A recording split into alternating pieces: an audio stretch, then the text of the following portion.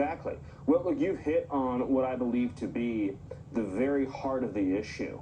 Now, again, I will politely nudge my Republican friends by saying, stop talking about Joe Biden failing to secure the border or ignoring the border crisis or not being on top of the border crisis. The Biden administration is focused like a laser on this border. But their focus, their objective, their goal, every legal action, every regulatory action, every policy action they take is premeditated, planned, designed, and executed for the singular, unwavering purpose of maximizing the number of illegal immigrants who get into this country any way possible. So as you mentioned, they have a new proposal. What does it do? It takes this obscure statute for emergency cases called humanitarian parole, where someone shows up at the border and they're having a heart attack and you take them to a hospital. They're taking this statute for the case-by-case adjudication of emergencies and exigent circumstances, and they are creating a brand new visa program for illegal aliens to let in a minimum of 30,000 new illegal aliens every month, in addition to all the ones they're already releasing, and on top of that, expediting another program to allow illegal immigrants to enter at our lawful ports of entry. So an illegal alien just shows up at the port of entry in, say, Yuma or in San Diego, and they just say, hey, I'd like to join the United States. I have no paperwork, I have no documentation, and the Biden administration says, come on in. Their goal is maximum illegal immigration.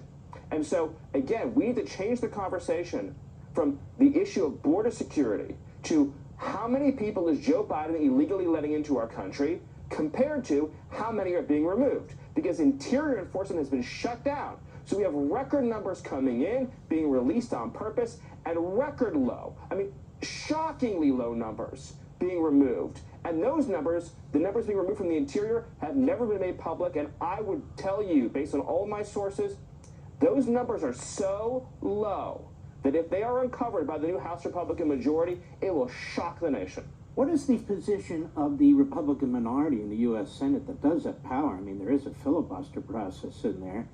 They gave up on the omnibus bill, so they couldn't use that for leverage. Now, Cornyn is basically attacking McCarthy in the House, saying, you know, we in the Senate, we have to do things in a bipartisan way. The Republicans in the Senate are in the minority, are they not? Because they basically are lapdogs for the Democrats. I think one of the greatest political, strategic, as well as moral failings of Republicans in my lifetime has been, for the last 2 years, Senate Republicans as a body and as an institution were completely supine. They lie prostrate in the face of this invasion at our border. And instead of using, and they had for 2 years, a 50-50 Senate, where you can grind anything you want to a screeching halt, anything you want, nominations, bills, must-pass vehicles, you can grind it all to a halt to make any point you want to make. And not once in 2 years did the institution of the Senate Republican caucus draw a line in the sand and say no more. This bill, this initiative, this spending measure isn't moving until we stop Joe Biden from releasing illegal immigrants into this country.